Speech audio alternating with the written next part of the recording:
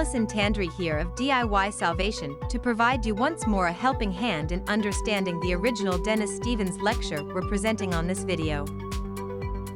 As with most of the 90s lectures on TROM, which were cassette correspondences Dennis sent to interested friends of Dennis's, this recording is not recommended for those who are new to the subject. If this is your first time on our channel, please navigate to the Start Here playlist, which can be accessed from the DIY Salvation homepage on YouTube. Minimum prerequisite study would be reading and understanding the Resolution of Mind a Games manual by Dennis Stevens, either the original manuscript or a recommended TROM 2023 version.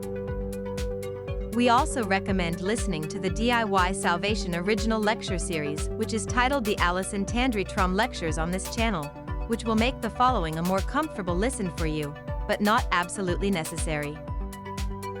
In May of 1993, Dennis recorded 2 lectures on the subject of sex, and both of them are much similar as far as the data in them, with some different wording and some content that appears on one lecture but not the other.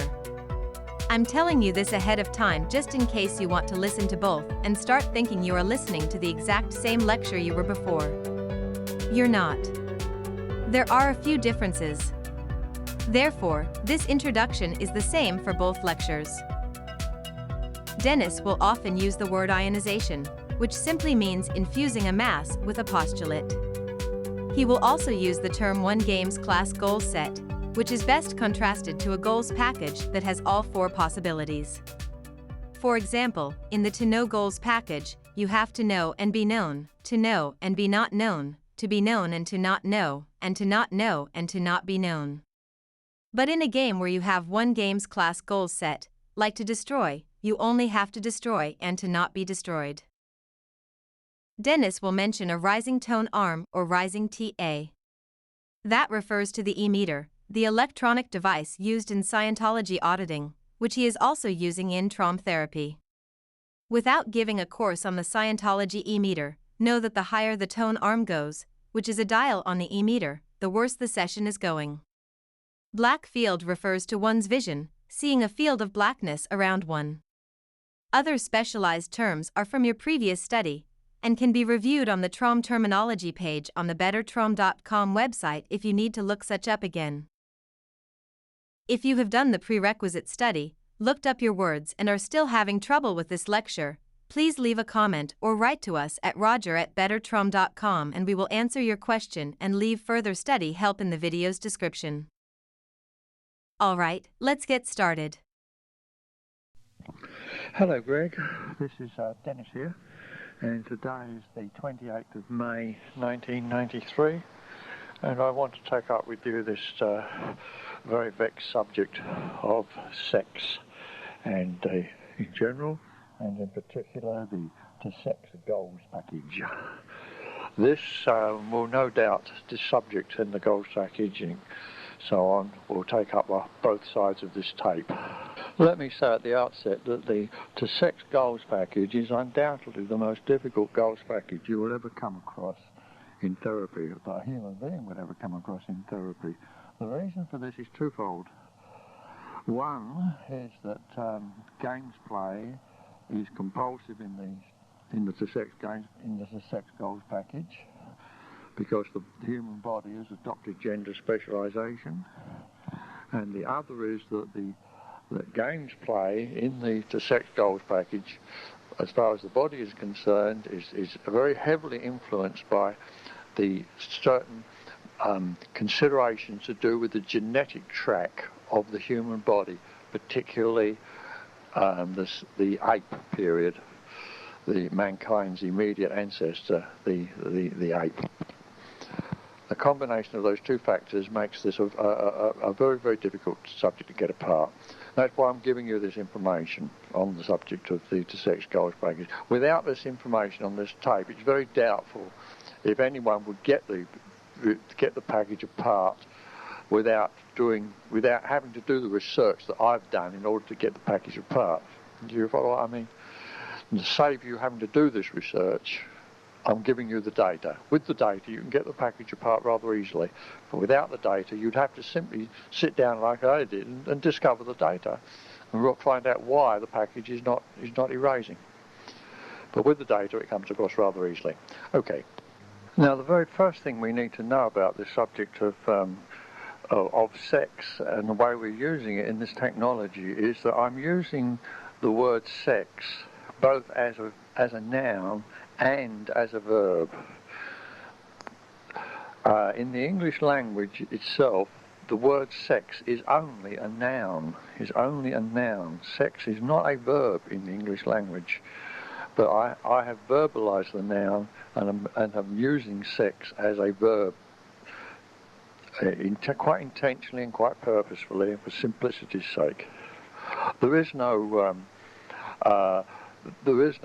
verb in the English language which means exactly the same as the verb to sex. There's the verb to copulate, the verb to inseminate, etc. There's lots and lots of these verbs, but they all mean slightly different. The verb to sex is quite unique in its meaning. There is a verb in the Anglo-Saxon language. The old Anglo-Saxon language has a verb that means exactly the same as the verb to sex, and that is the verb to fuck. But that, of course, is a dead language, and of course, the verb to fuck is a dirty word in the English language. So we shall verbalise the noun and use the verb form of the noun to sex, of the noun sex, and we shall verbalise it and call the verb to sex. Okay, simply for convenience sake. We can do this. It's quite in order to do this in the English language. It's quite in order to verbalise nouns, as long as you let people know that you're doing it when you're doing it. Otherwise, it can be very confusing. Now, the other thing you need to know is that I'm using the word gender. Now, the word gender in English language is only supposed to be used in a grammatical sense. We talk about the gender of a noun, the gender of a word, and so forth. The word gender is, strictly speaking, in the pure English language, is a grammatical term. But more and more these days, the word gender is coming into use in the language. Strictly speaking, we would say that the child is of the male. We should say a child, is of the male sex. When we mean that he's a boy, he's a male, we would say he is of the male sex. But more and more these days, people are saying, and I think correctly, that he is of the male gender. The word gender is coming into use in place of the word sex, where the word sex is used as a noun. The word sex is not a very good noun. It's a far, far better verb than it is a noun. The word gender is the better noun. As far as a human being is concerned, when talking about the sexual nature of the person, whether the person be a male or a female, the word gender is a better word, I think, than to say that the person is of the male sex or of the female sex. I think that sounds rather stilty, but nevertheless, that is the correct use of English. But I'm not going to use it that way. I'm going to use the word gender, and I'm going to use the word gender in the sense that I've explained it. That when I say that a person is of the male gender, I mean that he is a male. I don't mean that the word male is a masculine word in the English language. I'm not using the word gender in a grammatical sense. I'm using it in a definite life and livingness sense to do with real human beings in the real universe. Now, the first thing you need to know is that the whole subject of sexuality the whole subject of sex resides within the four legs of the to sex goals package. There's no aspect of sex which is outside of that goals package. Now, that might be a very difficult thing for you to grasp immediately, but I can assure you that it's the case. And as you work more and more with the sex goals package in therapy, you will come to understand the truth of it. And that when this to sex goals package is erased in therapy, then the whole subject of sex is erased from the human mind. Now, a person can do this. The spiritual being can do this, can erase the subject of sex from his psyche. But you must clearly understand that because your body is also active on the subject of sex, that in other words, that the sex goals package you share in common with your body, and you will not erase the subject of sex from your body. Your body is active on the subject of sex, just like it's active on the subject of eating, and so on. In other words, the sex goals package is a bodily goals package, and you share it in common with your body. So when we talk about erasing the sex goals package, we mean the spiritual being can erase the goals package out of his psyche. But your body will still retain all of its sexuality. In fact, your sexuality of your body will be enhanced after you've erased the sex goals package. It won't influence the body at all. And you should make no attempt to erase the sexuality of your body. You can only make your body very sick by interfering with its sexuality, with its gender and its sexuality and its various sexual mechanisms. Simply leave it alone. It's a part of the mock-up. You won't change the mock-up. You simply make it very sick if you attempt to. But you can, and it's very beneficial to erase the subject of sex from the human psyche. Just in passing, I can tell you at this stage that no one in the whole of the human history, to the best of my knowledge, has ever erased the sex goals package out of the subject of sex out of their psyche, apart from people who have worked with this technology of mine. Now, I may be wrong in that. There may be various Indian mystics and various Chinese Eastern mystics that have done it, and it's gone unrecorded. So I won't be adamant on the subject, but I will say, as far as I know, and my researches are quite extensive on this subject, the best that people have ever done with other psychotherapies that I know of is to produce a reduction, a relief, and to gain some insight into the subject of sexuality. That's the best. But we can go a lot further than that. We can actually erase it from the psyche. And as I say, to the best of my knowledge, it's never been done before. So when you finally succeed in erasing the sex goals package in therapy, you can pat yourself on the back. You can give yourself a welcome pat on the back, because you've done something that no one else has ever done except the people who are doing this therapy. We're the only ones that have ever done it, to the best of my knowledge. You also need to know at the very outset that the subject of sex would erase very, very easily from the human psyche if the body had not adopted compulsive gameplay on the subject of sex. Now, what do I mean by compulsive gameplay on the subject of sex as far as the body is concerned? We better clear this up right from the very outset. Now, what do we mean? Well, I mean that the body has adopted gender specialization. Human bodies are either male and not female, or they are female and not male. We don't find human bodies that are both male and female, nor do we find human bodies that are neither male nor female. Now, in line with our knowledge of compulsive gameplay in a goals package, we know that there's an identification between the postulates in the goals package. Well, in the sex goals package, the to sex postulate is identical with the to not be sexed postulate. That is the identification that to sex equals to not be sexed, and to be sexed equals to not sexed. They are the false identifications that bring about compulsive gameplay in the to sex goals package. Now there is another false identification that comes about here on the subject of human body and in the subject of sex that you should know about. Because the male operates, as far as the human body is concerned, and I will explain this in detail later, he operates exclusively on the to sex postulate, and the female operates exclusively on the to be sex postulate. Then there is a false identification in the genders amongst humans at a bodily level, and the false identification is that a male equals a non-female and a female equals a non-male. So we have two false identifications. One, that to sex equals to not be sexed, and to be sexed equals to not sexed. They're the false identifications of the postulates.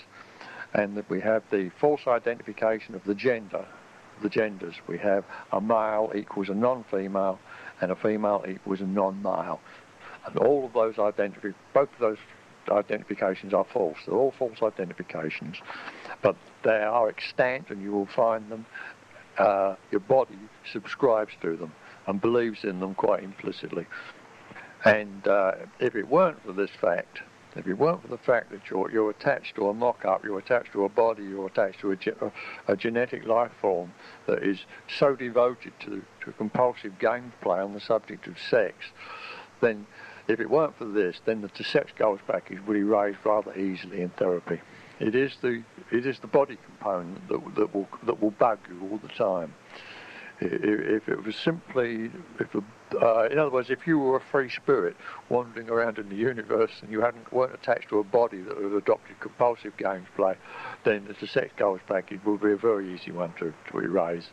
If it posed you any problem at all, even if you were interested in the subject, which you probably wouldn't be, but it certainly would pose you no problems in therapy. It's only because you're attached to a body that's adopted compulsive games play on the subject of sex that you will have any difficulty erasing this subject in therapy. Most of this tape then you'll find will be taken up on some of the peculiarities of the body sexuality, which you will need to know about in order to erase the sex goals package in therapy. So that is why there's very strong stress on the body's peculiarities on the subject of sexuality, the human body's peculiarities, I should say. But before we discuss these peculiarities in detail, it's an excellent idea to make a short look at the subject of sexuality amongst life forms in the universe at large, to see how this subject ever got into existence and what it's all about. Well, sex, of course, is the subject of reproduction, of how life forms reproduce themselves. And you should know that the simplest of life forms simply don't reproduce sexually at all. They reproduce asexually, and they reproduce by a system called cell splitting. They're usually single cell creatures, like bacterium or amoeba or viruses. And when they want to reproduce, the cell simply splits itself into two, and the two halves go their separate ways and become fully grown creatures in their own right. Cell splitting. It's asexual reproduction. Now, the problem with cell splitting, as far as a life form is concerned, is that it's that the reproduction is a clone. In other words, there's no new genetic information in the offspring than there was in the parent. The parents are identical genetically. The offspring are identical genetically to their parents, and there's never any new genetic material gets into the stream, gets into the life form. And this is a liability to a life form, because it means that the life form cannot easily change against a changing environment, cannot easily adapt to the environment. It's very difficult for organisms which reproduce asexually to change. They can, but it's difficult for them to do so. They overcome their difficulties by an enormously rapid reproduction rate. But you can learn all about this if you want to study it up. If you want to study bacteriology and virology, you can learn how these little tiny creatures overcome these difficulties. But generally speaking, that is the liability there. In order to overcome this difficulty, way back along the line, the creatures said, well, we'll have to do something about this, and they came up with a system, and this system they came up with was called sex.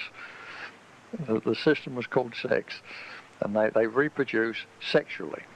Now, the way the creature reproduces sexually, it builds a specialized sex cell. One of its cells, it builds one or more, it builds a special sex cell which contains all of its genetic information there.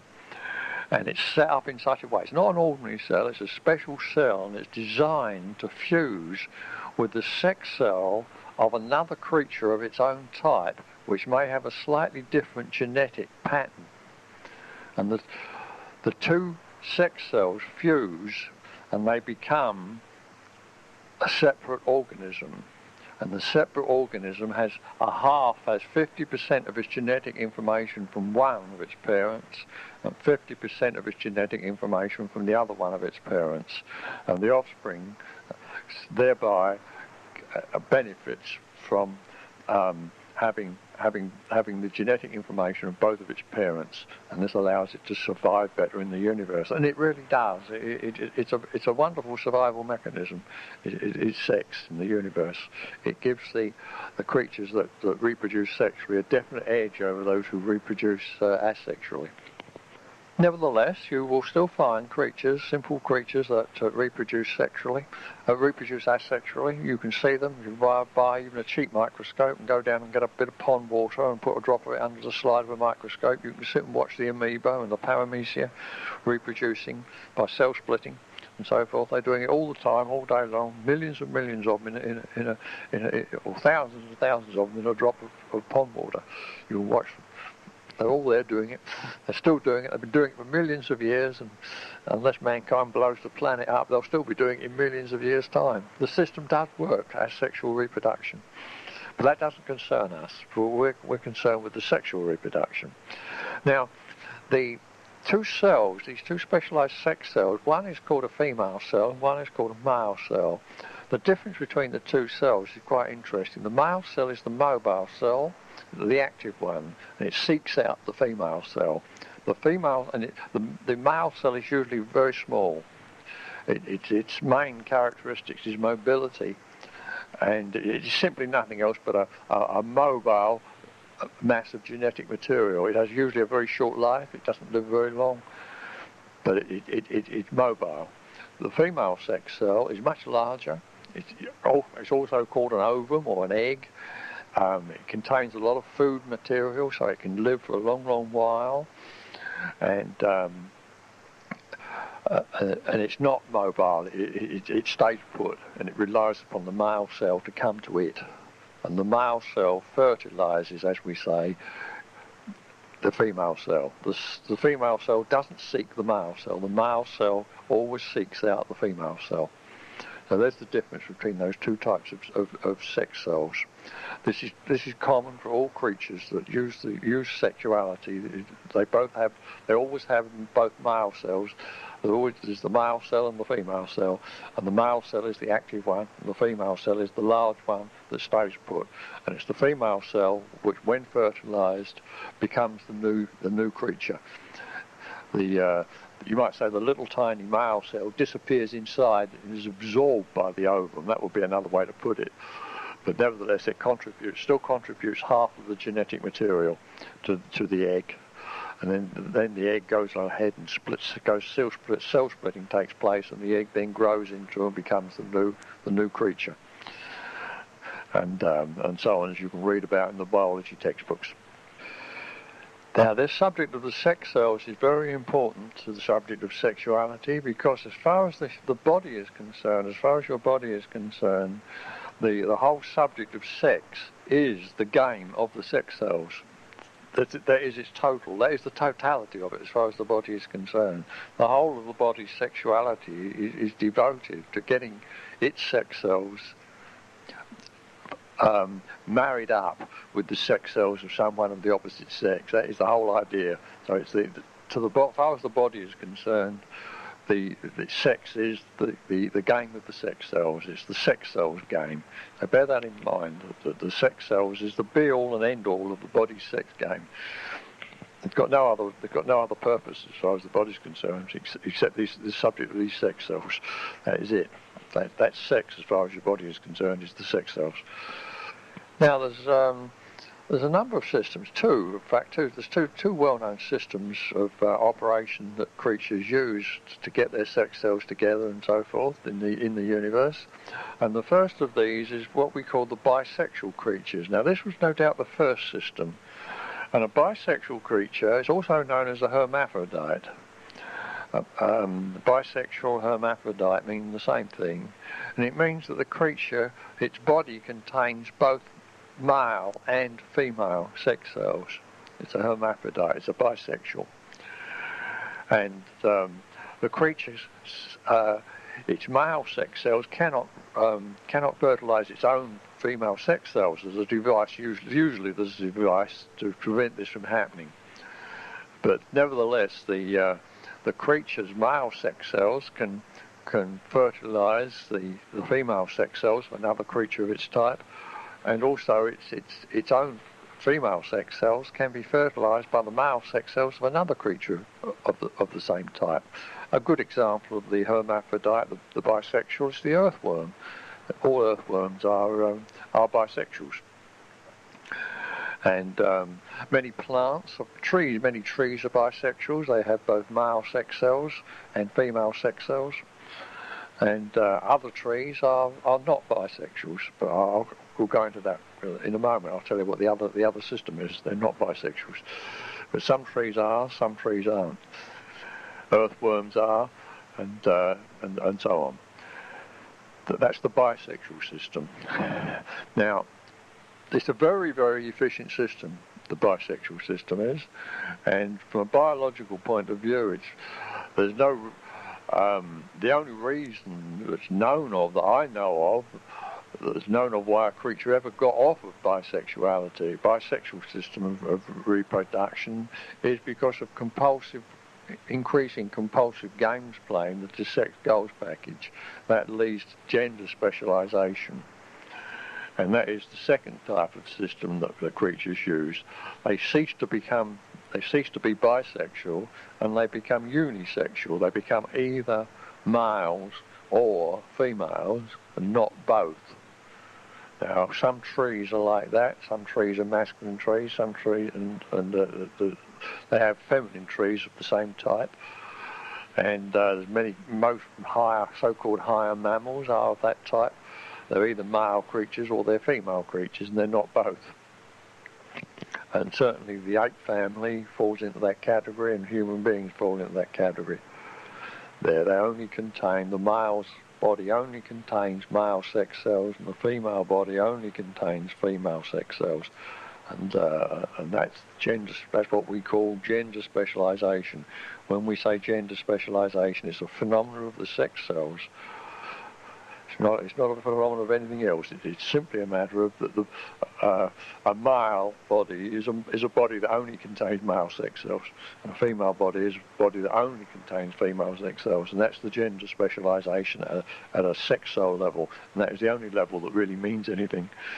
Let's quickly tie up this subject of the bisexuality and unisexuality with our classes here.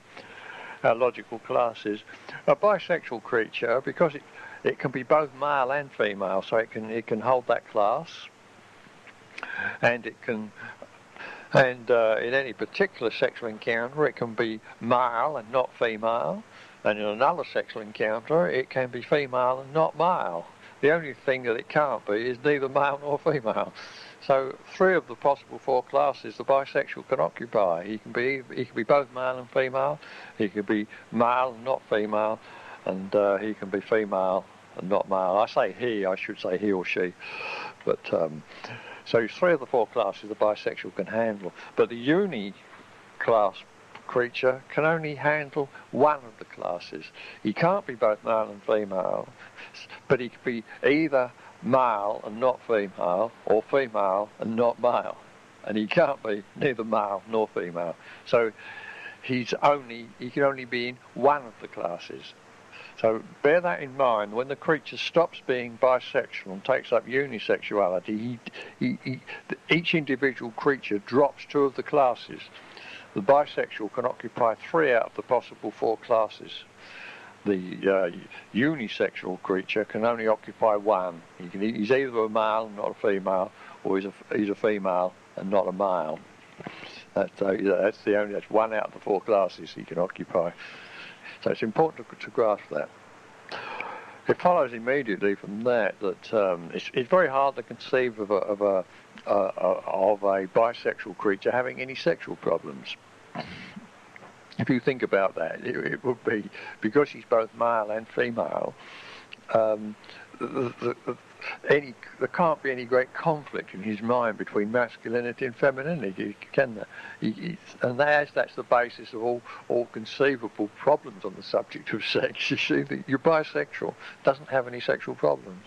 You could, if you could converse with an earthworm, the earthworm would have a great difficulty in understanding the idea of a sexual problem, because the earthworm simply doesn't have any sexual problems. He can't have. He's bisexual. You see that? It's only creatures that are unisexual, that are taking up gender specialisation, that have sexual problems. And I can assure you that all of them do. Animals that have taken it up have sexual problems. Insects that have taken up gender specialisation have sexual problems. They don't talk about them because they can't talk. But if you examine them, you see that they do have problems. And mankind certainly has problems on the subject of sex. And they all stem from because his body has taken up gender specialisation. If the human body was bisexual, mankind would have no sexual problems, I can assure you. I can assure you that. You bear it in mind at all times. Well then, this creature having taken up gender specialisation, what in terms of the logical set and so, but what would the logical set look like that the male and the female is occupying? What would the set look like? There's considerable reductions. I won't give you all the reductions and so forth that come through from asexual beings right away through hermaphroditism and the bisexuals down through to gender specialisation. It would just take me too long to write them all down. I've got them written down, I know them, but we're only interested in what the human being situation is, what the reduction is for the human being. Well, this is what it would look like, what it looks like for a human being. The human being is either a male or a female. Let's take the male. Now, what does he operate on? We're talking about the male body now. We're not talking about the male spiritual being. We're talking about the male body. Well, the male body operates on the to sex postulate and to not be sex postulate. And it also contains male sex cells and no female sex cells. Now the female operates on the to be sex postulate and the to not sex postulate, and the creature contains female sex cells and no male sex cells. And that's the two sets, that's the two classes. Those two classes constitute the universe of human sexuality at the bodily level. And they're the only postulates that are used, and there's the sex cell configuration. So that's what it looks like if you were to write it down on a bit of paper. That's what it looks like. But you might say to yourself, well, hold your horses, Dennis. If a body, I used to say, Dennis, that the human body, a human male body, cannot go into the to not sex mode. That's true, it can't. It's fixed into sex. And well, how does it move then up and down the scale? Does it ever move beyond the 0 point? No, it never does. It's the human body, a male body, is fixed in the to sex mode plus to sex. It never goes over the 0 point and goes into to not sex. It's always in the. It just simply moves up and down. Goes high intensity to sex, low intensity to sex, but it never crosses the 0 point. Similarly with it's to not be sex postulate. It goes high intensity to not be sexed, low intensity to not be sexed, but it's always on the negative side. It never goes over the positive line, never goes over the positive into to be sexed, because that would be the feminine postulate, you see. You follow that? It's a little bit tricky until you get the hang of it. Similarly with the female body is only in to be sexed and positive. It stays on the positive side, never gets into to not be sexed. It's only in to be sexed and to not sex. Stays on the negative side of to not sex, never gets into the to sex. And that's the way it looks. And just as the male moves up and down high to lower intensity of his sex, I'll use sex instead of just sex from this point onwards. I'll use the enforcement of the postulate. goes from high intensity, the male goes high intensity must sex down to low intensity must sex. Similarly, the female goes from high intensity must be sex down to low intensity must be sex. And as far as the body is concerned, it responds to these relative movements just as if the postulate was moving over the 0 point. In other words, the relative intensity of the postulate is sufficient to permit the games play to occur. You follow that? I could write this down much easier on a piece of paper, but it's not easy to explain it verbally. But I think I can get it through to understand it. It's simply a matter of relative. You just get the creature is stuck on the positive side or stuck on the negative side of its postulate, and it moves up and down the positive or the negative side of its postulate, and it can still play games by moving up and down. It's a restricted games play. But although this is true for the body, when you're erasing the sex goals package in therapy, you always use the positive and negative postulates. You use must sex, mustn't sex, positive, negative, must be sexed, mustn't be sexed, positive, negative. You use the whole range. The spirit, the human spirit, can use the whole range. The body, because of its gender specialisation, has got itself stuck. Well, okay, that's the body's problem. But you don't have to get yourself stuck. You follow that? So that's what the sets look like. And the body can operate on them. It's a bit limiting, but it manages it. And you can see what sort of limitations it gets into by its obsession with compulsive games play. We'd do a lot better if the games play wasn't compulsive, but nevertheless the body's got itself stuck with compulsive games play in the sex goals package, so it has to suffer the consequences. I want you to bear with me with this material that I'm giving you. I'm just playing some of it back, and it does sound very, very complex, but there's a very good reason for it. It'll all start to come good, it will. Just bear with me and play it over and over until you've got it clear in your own mind. Just bear with me at the moment. Now let's go back, we now go for a little bit of light relief, you might say. We'll get off the topic of the body and we will take up what might be called ideal games play. The ideal games play in the sex goals package.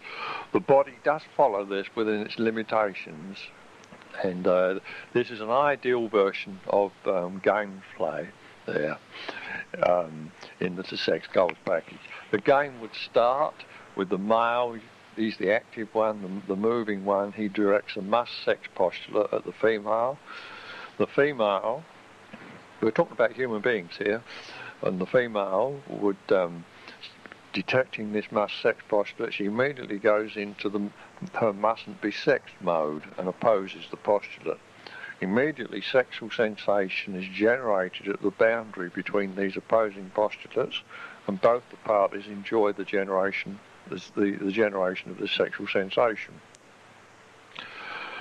And now the female must be careful not to come on too strong with her mustn't be sex postulate, because if she comes on too strong with it, she will overwhelm the male and drive him from must sex into mustn't sex. In other words, he'll feel he's been given the cold shoulder, and his postulate will change from must sex to mustn't sex. He will simply lose interest in the female if she comes on a bit strong.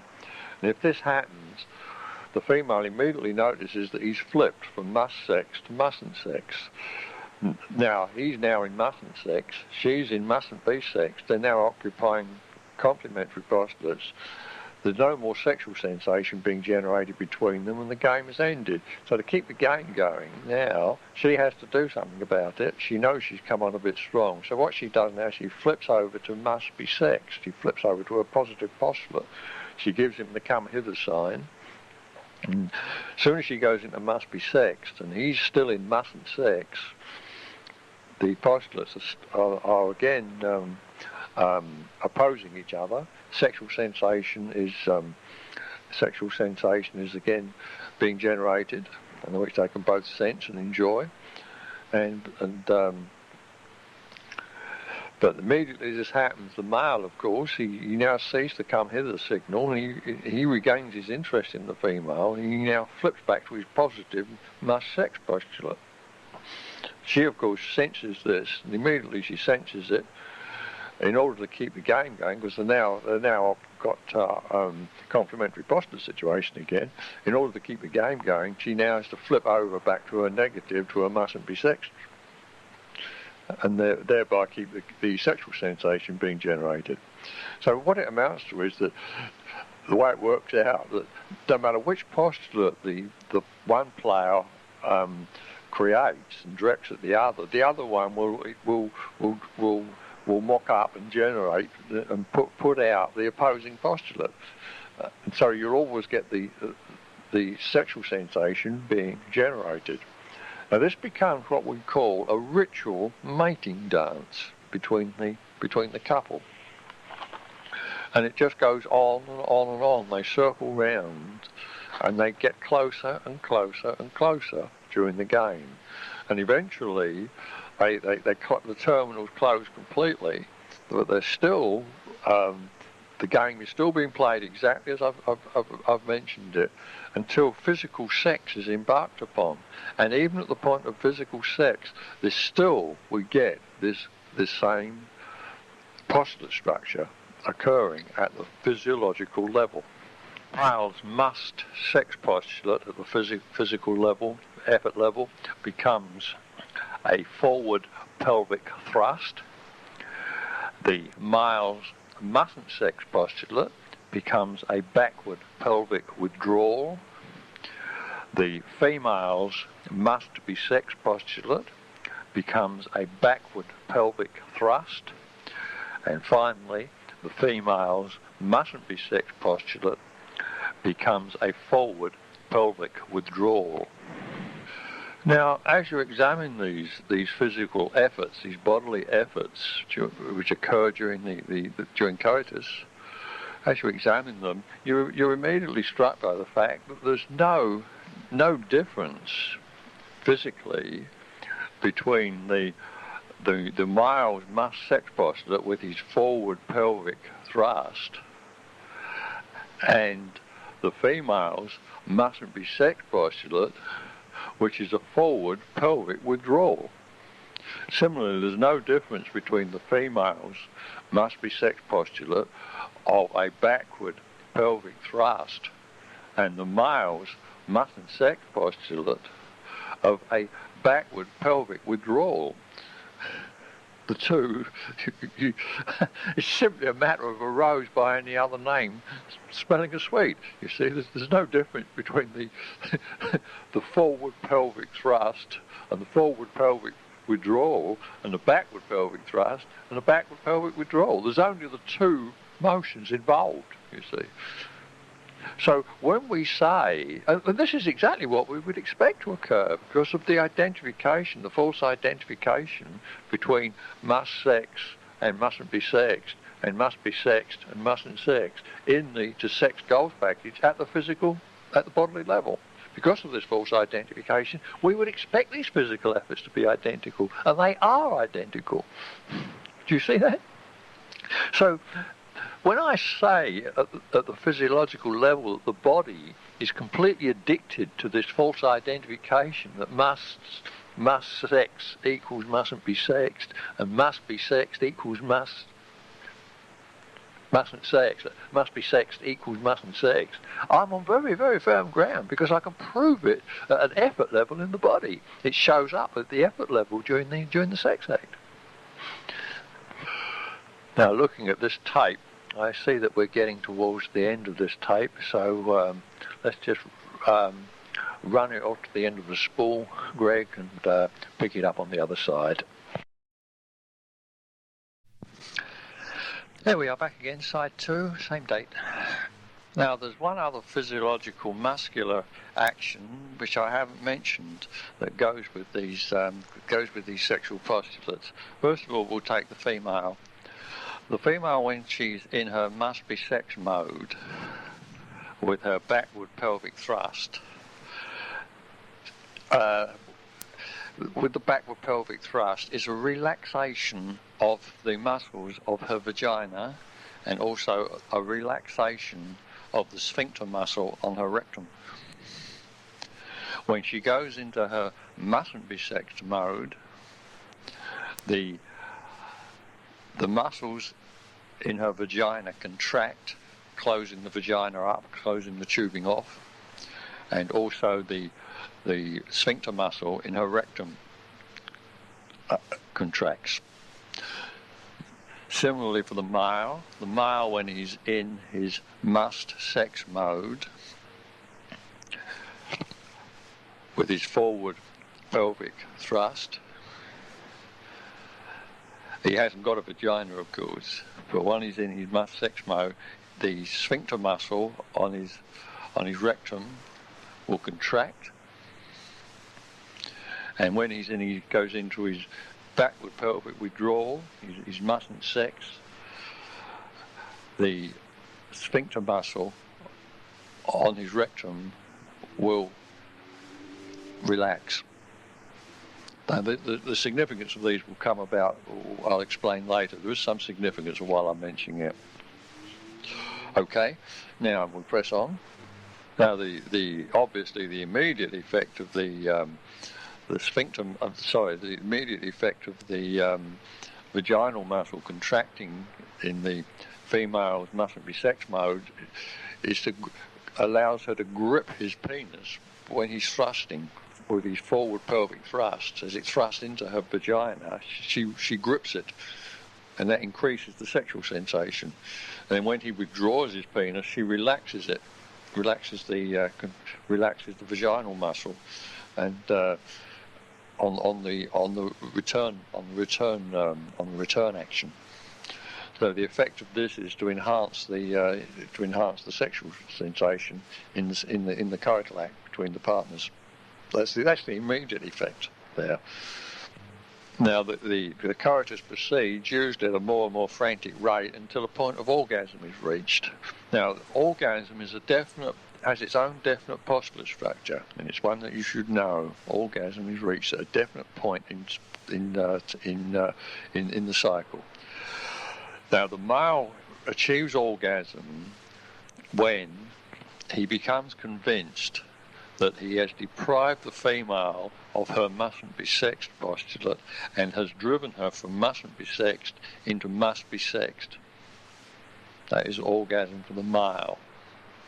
The female goes into orgasm when she becomes convinced that she has deprived the male of his mustn't sex postulate and has driven him into must sex. Now these are completely subjective considerations, but nevertheless, practiced lovers can manage it so that they have they have their orgasm simultaneously. It's simply a matter of conviction between them. There, these are entirely subjective considerations, but that is what an orgasm consists of. At the point of orgasm, complementary postulates maintained. The male is in must sex and the female is in must be sexed.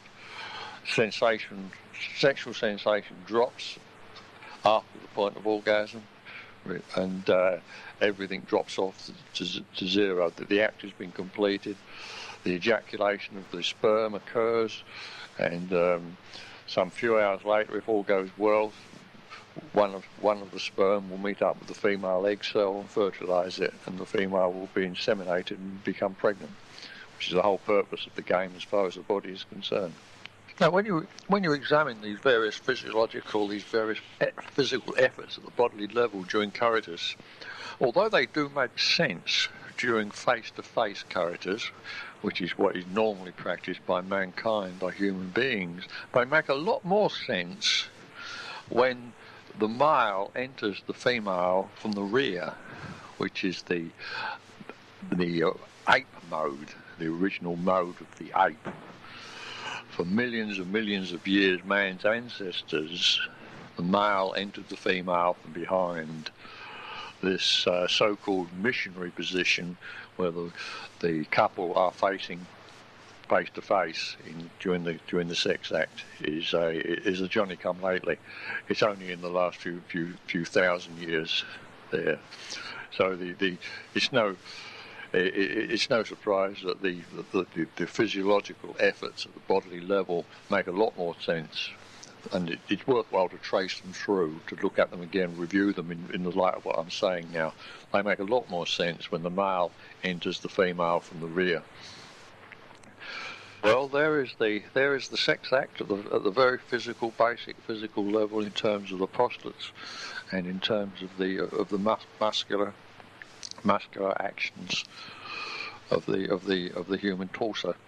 And next, it behoves us to take up the subject of sexual ionisation of body parts. Sexual ionisation of body parts, because that's an important component in our understanding of bodily sex.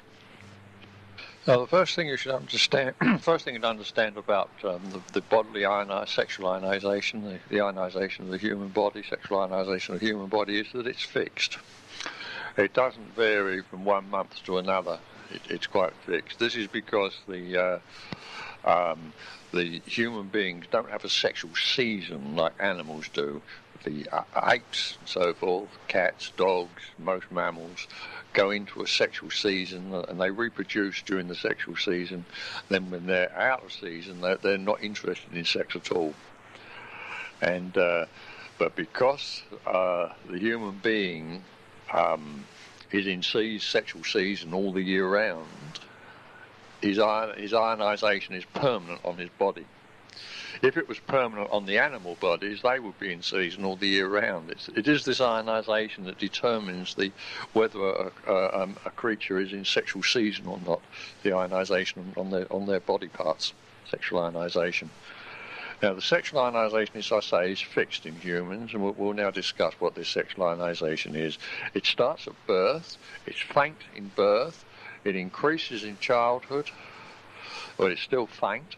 It steadily increases during childhood, then it shoots up to a maximum at puberty and stays at that level for the rest of the person's life and fades very, very slowly in old age. But even in extreme old age, the ionisation still remains much the same as it was at puberty. Okay, there's the cycle. That's what we're looking at. Now, which body parts are ionised, and ionised with what? As I give you these ionisations, some of them are quite obvious, but some will come as a great surprise to you, I'm sure. Anyway, first of all, the sexual ionisations of the male body. The male penis and the male testicles have a must-sex ionisation, a permanent must-sex ionisation. And the only other permanent sexual ionisation on the male body is the male rump, and the male rectum has a permanent must-be-sexed ionisation.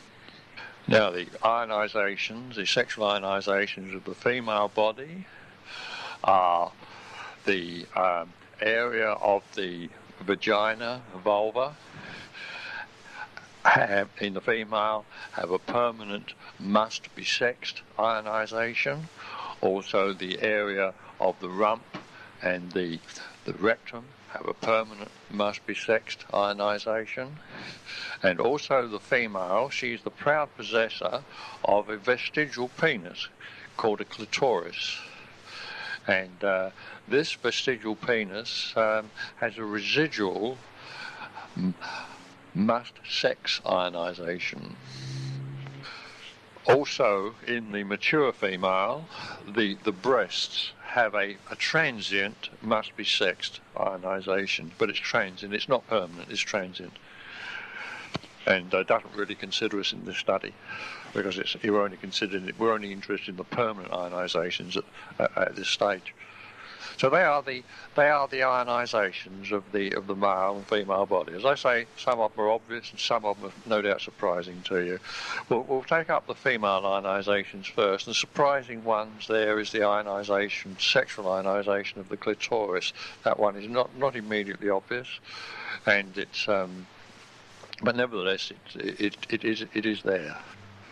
There's no equivalent ionisation in the male of the vagina, simply because the male has no vestigial vagina. So there's no equivalent ionisation there. But the female does have a vestigial penis, and it's ionised with a must-be-sex. Now, this phenomena is upsetting to the female. You'll find this, she's got the back half of her body permanently ionised, must be sexed, and she's got this little tiny vestigial area at the front which is ionised, must sexed.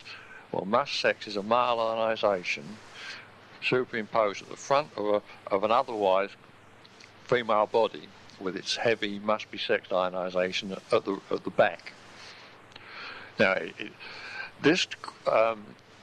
so the female, you'll find, tends to occupy the back of her body, and she tends to regard as her sexual identity the back of her body, and this little bit at the front tends to go into the class of not self. Because you remember that the double bind is that because of the sexual double bind, the class of to sex and to be sex cannot both exist simultaneously in the same class. So the female cannot both be in the class of to be sexed and be in the class of to sex at the same time. So if she's in the feminine class of to be sexed, then this little bit at the front, this this masculine ionisation in the clitoris, must be in the class of not self, and she tends to put it off and dissociate herself from it. And you will find that this slight dissociation in the female, it can be intense. This sexual dissociation in the female between herself, her femininity, and this little masculine component in her clitoris is the basis of lesbianism. Is the basis of lesbianism in the female. If she concentrates very, very heavily, gets involved very heavily with sex to do with the clitoris rather than to do with her vagina and vulva, then she can easily find herself involved in lesbian practices with other females.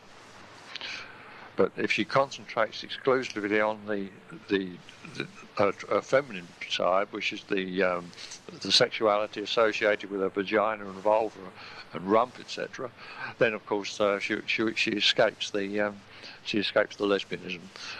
So there is the source of lesbianism in the female. It's worth knowing if you ever want to erase it in therapy. But bear in mind, even if it doesn't show as lesbianism, there's always conflict in the female sexuality between her must be sexed ionisation, which she considers her own sexual identity at the rear, and this little bit of vestigial penis at the front, which is ionised with a must sex postulate. So there's always conflict in her mind. So she doesn't escape conflict, the female, at all. She doesn't escape it. She's got her own sexual conflict in her body. All is not in harmony because of that vestigial penis that she's got. It upsets her. It's upsetting to her fundamentally. It upsets the harmony of her body. Now over to the male. The high must sex ionisation on the male penis and the male testicles is quite obvious and to be expected and doesn't need any further discussion. But what on earth is this with the male doing with his buttocks, his rump and his rectum having a must be sexed ionisation? Thereby hangs a tale, and we'll have to tell you this tale to understand this. This is the source of homosexuality in males, and it's a great puzzle to every male. And but I have got to the source of it. I do know where it comes from, and I'll give you the data. Once you understand where it comes from, it will stop bothering you. Now, to understand it, we have to go and look back into creatures living in the wild.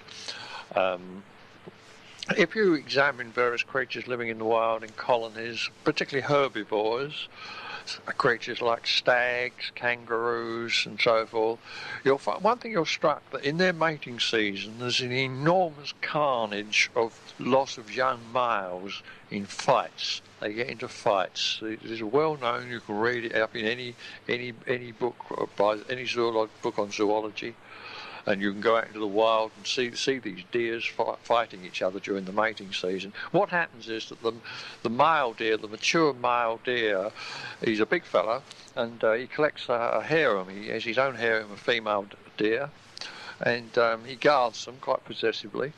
And young males grow up, And as they grow up, they sexually mature, and they cast envious eyes on his harem, you see.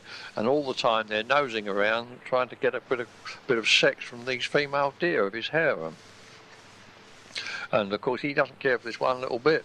So they end up in fights, and you find the stags fighting.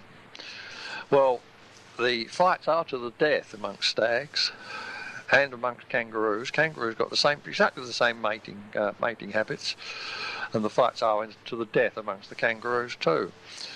And unfortunately, the young stags stand no chance against these big stags, and they just simply get slaughtered. If they're not slaughtered, they're maimed and go away and die in misery. And the whole thing is very, very wasteful of their stock, of the young male breeding stock. And you might argue, of course, that, well, it's nature red in tooth and claw, and it's the survival of the fittest. Yes, but it's still wasteful if it can be avoided. You see, a species does survive best if it reserves its fighting for members which aren't of its own species. In other words, when a species starts to fight amongst itself, it's an inefficient thing, because it's fighting its own species. It's fighting itself. It does much better. It survives much better, a species does, if it reserves its fighting for creatures which are not of its own species. You understand me? So when I say it's wasteful, I mean exactly that. It's very wasteful. And the stags and the kangaroos have never solved this problem. But the apes did. They solved it. Now, the problem also exists among predators, lions and tigers. They have the same problem. They've got similar mating habits. Now, they've solved it too, but their solution is quite a different solution to the ape solution. So it doesn't concern us. But other creatures have solved the problem too. The stags never did solve it, the kangaroos never solved it, and to this day they still have this ritual annual slaughter of young males. But as I say, the apes solved it, and we're interested in that because the apes are mankind's immediate ancestors. We're descended from the apes at a physical bodily level. So we're very interested in the ape solution of that problem, and it's very, very relevant to the subject of the feminine ionisation on the rear end of the male human. Now, there's no doubt that some millions and millions of years ago, the apes too suffered this carnage amongst their ape colonies and so forth. Every year in the mating season, the young adolescent apes would come up, and there would be the big ape there with his harem, and the young adolescent would be driven by his sexual urges to fight the big fellow, and he would almost invariably lose. He would lose, and the carnage would occur. But the apes, possibly because the apes were a little bit smarter than many other animals, but the apes came up with a solution to it, and they certainly, their solution worked. We can imagine a hypothetical scene that one day some young adolescent ape was fighting to the death with some large ape who owned the harem, and it got to a point where he realised that he was being slaughtered, and if the fight continued, as he had to go on fighting, and he was going to get killed. So in a desperation he said to himself, well, what the hell, is there any way I can prevent myself from getting killed here? This big fella's going to kill me, and he's not going to relent until he's killed me. I can't do anything about it. So in final desperation, he suddenly remembered this young adolescent ape watching the female apes, and he realised that the male ape, the dominant male ape, can always be appeased by a female ape. This is true in the ape kingdom. The female ape can always appease the angry male ape by presenting her rump to him. As soon as she presents her rump to him, he mounts her sexually, makes a few pelvic thrusts, and dismounts, and his honour is satisfied, you might say, and he goes his way, and she goes her way. And this adolescent ape, millions of years ago, fighting this adolescent male ape, fighting this big ape, he must have realised this, or the big ape who was the owner of the harem, he must have spotted this, and in desperation, to save his own life, he offered his own rump to the male ape. And the male ape, of course, once a rump was offered to him, he immediately assumed that this must be a female he was fighting. So he did the thing his native conditioning would cause him to do. He simply mounted the adolescent male ape, made a few pelvic thrusts, dismounted, and went his way. We can presume that the adolescent male ape, he must have breathed a sigh of relief. He saved his life, and more importantly, his solution worked. So next time he came along to the harem, he knew how to save his life. He had experience. He had experiential factor here of knowing how to solve the problem. He could fight to the point of where he was losing the battle. Then he knew that he could always end the fight by acting as a female, acting up as a female. And so he no doubt used this mechanism there. But other eyes were watching him. Lots and lots of, as you were watching any ape colony, when these mating fights occur in the ape colony, as in any other animal colony, there's lots and lots of youngsters who watch the fights with great interest. It's of great significance to them, these fights are. And lots of young male apes must have been watching this adolescent ape when he presented his rump. And they learned too. They spotted it. So when their turn came to try and become the leader of the tribe and take on the big fellow, they learned how to save their life too. And of course, apes are pretty smart. They're pretty quick learners, you know, and things like that. And so it got into their culture, and it spread. Now, why would it spread through the ape colony, through the ape culture? Well, simply because those who practiced this system survived. The adolescent ape who practiced this system, he eventually would grow up and become a fully mature male ape and would go off and get a harem of his own. If he didn't practice this system, there's a good 80% chance that he'd get slaughtered. And he would never survive, and his genes would never be passed on to posterity. So the ones that adopted the system had their genes passed on to posterity. The ones who didn't have their genes passed on. So after a few hundreds generations, a few thousand generations of apes, you would expect to find by pure Darwinian evolution that all the apes in the colonies, in the area, and it would all be practicing this same system, this solution to the problem of how to stop the carnage. Now, the solution not only is a good solution, you might say, well, it's a good solution for the adolescent male ape, but how does it benefit the big fellow? Does it help him? Yes, it does. As a matter of fact, it's a good solution for him. Because look, as soon as the adolescent ape who's fighting him for dominance quits the fight and offers his rump, and the big fella mounts him, once the adolescent ape quits the fight and offers his rump, he's gone into the female universe, and he's offering his rump up with a must-be sex postulate on it. But he's become feminine. And while the adolescent ape is in the feminine universe, he can't be in the masculine universe because of the double bind. Follow? So, as far as the big fella's concerned, he can keep all the adolescent apes in the community in the feminine valence. If he can keep them in the feminine valence, they're not in the masculine valence. Or don't use valence, we'll use universe. While they're in while they're in the feminine universe, they're not in the masculine universe. And if they're not in the masculine universe, they're not interested in his female harem. They leave his females alone. You see, so it does benefit him too. So he's only got to. So it benefits both of them. The young apes get benefited. It saves their lives. The older ape gets benefited. That it stops these youngsters pestering his flock all the time. He just has to assert his authority once or twice. They use the mechanism, and after that, the ionisation is there, and that's it. Then he can leave them amongst his females. They won't interfere while they're in the feminine violence, and they're likely to stay in the feminine universe while he's present. And as he never strays very far away from his harem, just his presence keeps these adolescents in the feminine universe, keeps them out of their masculine universe. So it works for all parties concerned, you see. But it's purely a male thing. It's got nothing to do with the females. Yes, it's got nothing to do with the females. I mean, the reason the female ape gets her rump and her rectum ionised with the must-be sex postulate is because of the close proximity of these body parts to her vulva and her vagina. And the fact that in sexual play with apes, she almost certainly gets her rectum entered many, many times by sheer accident. And so you quite expect the female ape would have a positive must-be sex ionisation on her rump and on her rectum. It would be quite natural for this to be. So it doesn't concern the female at all.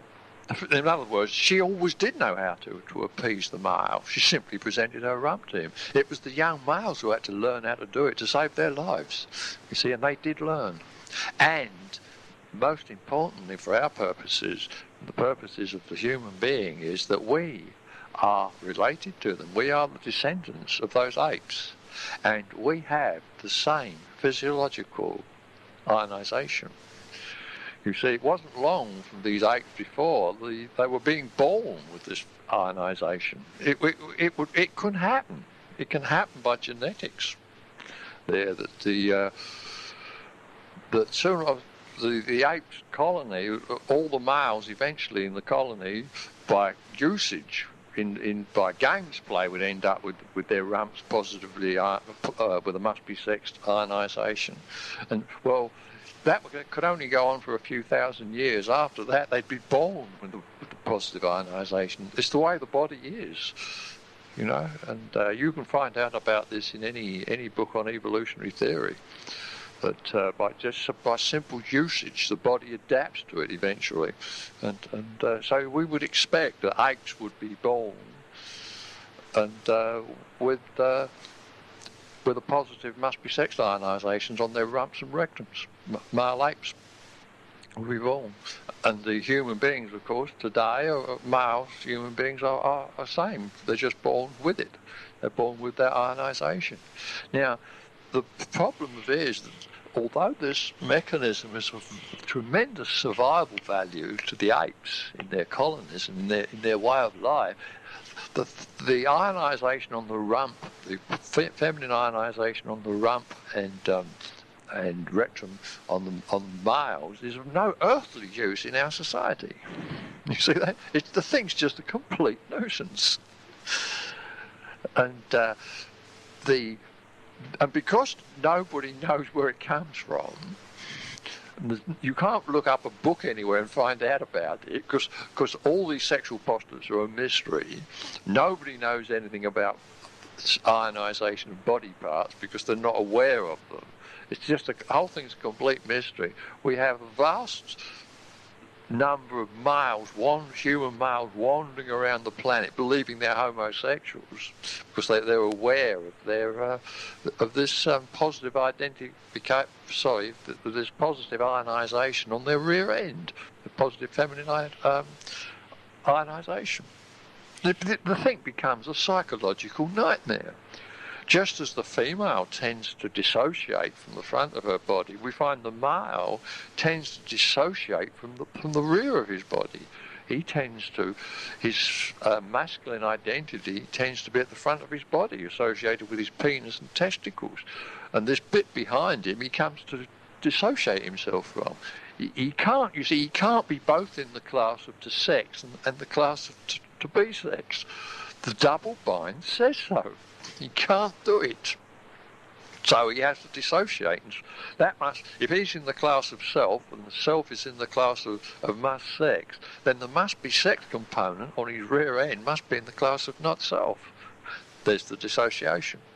And we have the perfect dissociation. And this is what happens with the male. Just as and the male can easily go into homosexuality.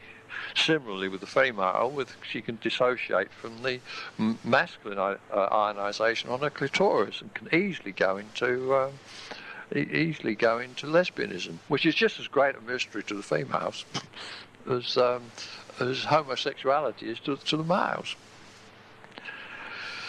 So, by examining this subject of ionisation, we have an immediate solution to two of the greatest sexual problems that have always been with human beings subject of lesbianism and homosexuality. We see where it comes from. Now you might say, well, if this is so, how come that zoologists haven't spotted it? I mean, they've been studying these apes for intensively for the last 50 years, and for the last 100 to 150 years casually. Why haven't they spotted it? Well, of course they're aware of this mating habits of the ape. They know all about the male apes turning his rump to the dominant male who owns the harem. They know all about it. It's written up in all the zoology books. But what they don't know about, and what we know about, is the four sexual postulates of the sex goals package. And we also know about this subject of body ionisation, the ionisation of body parts, which the zoologists don't know anything about. So they cannot correlate the subject of the mating habits of the ape. They cannot correlate that with homosexuality in the male. Follow? There simply was no way they can do it, because the missing link in the chain are the four postulates, are the postulates of the sex goals package, and the whole subject of sexual ionisation of human body parts.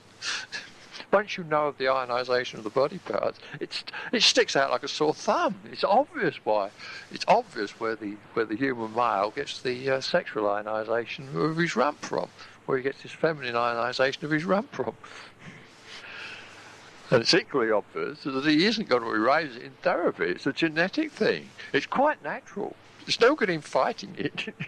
He's born with it, and he will die with it. Just as the female is born with the male ionisation on her clitoris. She's born with it and will die with it. And so she might as well learn to live with it. There's nothing odd about it. Nothing odd about the male's feminine ionisation of his rump. Now, this is it. If you understand this, and really got it, it will help you enormously to take the sex goals package apart. If you don't understand it, or you fight it, or reject it, as you might well do, then I can assure you, you simply won't get the sex goals package apart in therapy. And you understand me? I'm not making this up. I'm not a writer of science fiction. I'm simply a research psychologist, and this data has popped up when I've been researching the subject of sex. And you need the data. I'll tell you need the data, because you will need the data in order to erase the sex goals package in therapy. Okay, but now we've got this absolutely clear. Okay, finally, the last thing I want to take up is the subject of gender symbols. Now, the subject of gender symbols is very interesting to mankind. Most gender symbols you'll find that he uses, well, first of all gender symbols are gender specific, and the gender symbol is caught up in the double bind on the sex goals package. In other words, every gender symbol that you come across will follow the pattern that must sex equals mustn't be sexed, and must be sexed equals mustn't sex, and it also follows the pattern that male equals non-female and female equals non-male. In other words, it follows the double bind of the body's double bind in the sex goals package as far as the body is concerned. And because the gender symbol follows this double bind, you cannot erase them in therapy until you have erased the sex goals package. Now, this is dreadfully important. You can simply waste hours in therapy trying to erase gender symbols out of the mind at level 5C.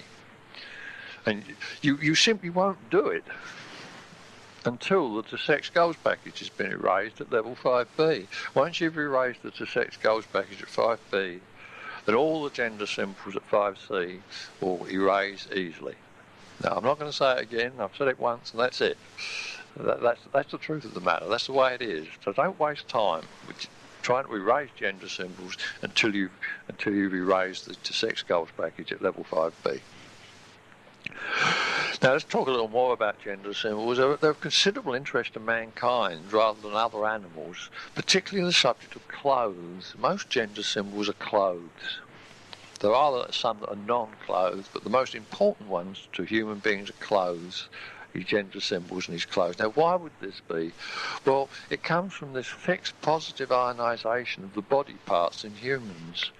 And the only way the human being can feel free to move is move from the positive to the negative side of the postulates in the sex goals package, is to cover up the fixed positive ionisation on his body parts. In other words, a girl, say, with her fixed must be sex ionisation there, will wear a dress. Well, without the dress on, there's not much you can do. I mean, there's the body part, and it's got this this fixed positive must be sex ionisation, which is visible and there. But she feels that if she covers it up with a dress, she can change the ionisation of the dress from must be sexed to mustn't be sexed at will. You see that? Even though the body part underneath still retains its fixed ionisation. But she can now face the world in games play and change the ionisation of her gender symbols. You see that? And so this gives her more fluidity, more flexibility in sexual games play. Similarly with a male with his clothes, he does better with his clothes. He likes to wear the clothes because he can change the ionisation, the sexual ionisation from must sex to mustn't sex of his clothes, but he can't change the sexual ionisation of his body parts because they're fixed. So you'll find that humans in sexual games play almost invariably prefer to wear clothes rather than conduct sexual games play without any clothes on. Without any clothes on, they're rather limited in their sexual responses. But when they've got their clothes on, they can show an almost infinite range of sexual responses. And the whole thing is done with gender symbols. Done with gender symbols, and most of these gender symbols are clothes. Now, do you see the role of the gender symbol in human sexual games play? I've summarised it very, very briefly because I'm running out of space on this tape, but there is the absolute essence of it. You can test the truth of what I'm saying by an examination of children. One of the great tests of the increasing sexual maturity in a child is their use of clothes. That when they're infants and very, very young children, they just run around. It doesn't matter it doesn't concern them very much if they're wearing clothes or not. But as they mature, as they grow up, older children prefer to wear clothes, simply because the ionisation, their sexual ionisation on their body is increasing, and they feel less comfortable walking around without any clothes on, so they prefer to put clothes on so they can play their sexual games, the little childhood sexual games that they do play, and they all play them, children do, the little sexual games that they play with each other, they can play while they've got their clothes on. That's why older children prefer to keep their clothes on. And younger children, it doesn't bother them, you see. So there's plenty of experimental evidence to back up what I'm saying on the subject of gender symbols in humans. Plenty of it. The evidence is all there if you care to look at it. In fact, every bit of data I've given you on this tape, there's plenty of evidence to back it up. You'll find evidence in Life and Living to back up everything I've said. It's all there. Once you know it, you'll find the evidence to back it up. I've had to find this material out by doing the research there and finding it and digging it out. Once you've got the data, and you'll easily find the experimental evidence the observational evidence to back up the data, the theoretical material that I'm giving you. It's all there. You'll find it there if you care to look. Finally, how do you approach the data on this tape? Well, try and accept the data, even if it might feel strange to you, it might feel abhorrent to you, you may be repulsed by it, but don't reject it out of hand. Just accept it as being provisionally true, as being possibly true, provisionally true, and just bear in mind that it may be provisionally true as you're working with the sex goals package in therapy. As you come to work with this sex goals package, you'll find that more and more of this data, more and more material showing up, and this data I've given you starts to make more and more sense. If you reject this data out of hand that I've given you on this tape, you will never erase the sex goals package in therapy. If you reject it all out of hand, I can tell you that you'll still be trying to erase the sex goals package when you're an old man with a long white beard. Now, On the other hand, if you use this data I've given you on this tape and work with the sex goals package, you can erase every sexual quirk that anyone has ever conceived of out of the human mind. You can erase a lot. You can even erase Sigmund Freud's carpet slippers. Now you can't do better than that, can you? So that's it. Bye bye for now. All the best.